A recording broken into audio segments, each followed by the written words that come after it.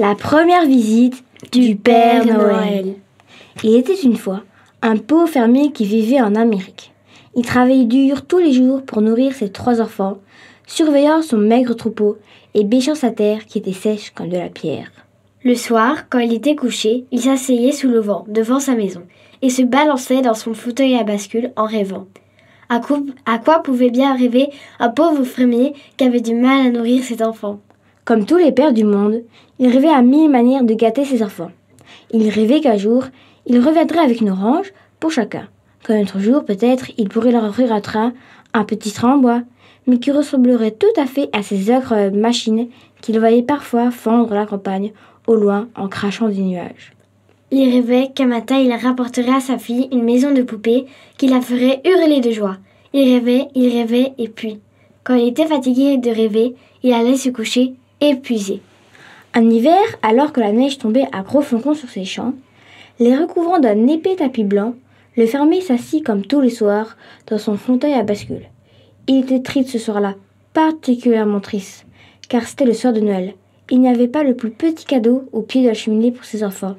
Sous la pâle lumière de la lune, il n'avait même plus le courage de rêver. Il se disait « À quoi bon me raconter des histoires? C'est bien joli les histoires, mais ça ne change rien à la vie. » Quand tout à coup, dans le ciel, il a entendu une voix qui s'écriait gaiement. « Allez, Claire, allez, Fringant, posez-vous sur cette maison !» Le fermier se leva et, s'appuyant à la balustrade, il scruta le ciel. C'est alors qu'il aperçut, entre les flocons, un traîneau tiré par 2 rennes qui s'approchaient de son toit.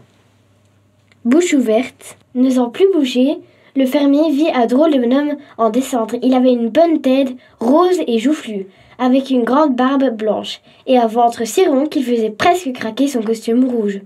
Le vieux bonhomme attrapa des cadeaux dans son traîneau et sauta dans la cheminée en chantonnant. Le pauvre fermier se frotta les yeux en pensant « Je suis en train de devenir fou? J'ai tant rêvé que je me mets à voir des choses qui n'existent pas ?» Mais quand il rouvrit les yeux, le vieux bonhomme était sorti de la cheminée et le voyant, il lui fit un clin d'œil. Puis, sautant dans son traîneau, il s'envola en criant « Joyeux Noël à tous et à tous une bonne nuit !» À peine le traîneau avait-il disparu que le fermier se précipita dans sa maison. Et là, devant la cheminée, il trouva des cadeaux, de vrais cadeaux, pour ses enfants. En tâtant les paquets, il devina qu'il avait 3 oranges, un train et une maison de poupée. Heureux comme il ne l'avait jamais été, le pauvre bonhomme se mit à danser devant la cheminée.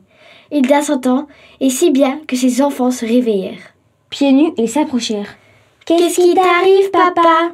lui demandèrent-ils inquiets. « Regardez, mes chéris !» répondit-il. « Regardez de la cheminée. J'ai tant rêvé que mes rêves ont fini par se réaliser. » En ouvrant leur paquet, les 3 enfants n'en crurent pas leurs yeux. Qui avait bien pu leur apporter d'aussi beaux cadeaux? Cette nuit-là, pour la première fois, le pauvre fermier raconta à ses enfants l'histoire du Père Noël qu'il avait été le premier à voir. Ses enfants, ne se lassant pas de l'écouter, réclamèrent « Encore, papa, encore !» Alors, le fermier raconta son histoire encore et encore et encore, car il avait compris que si, bien sûr, certaines histoires peuvent changer la vie.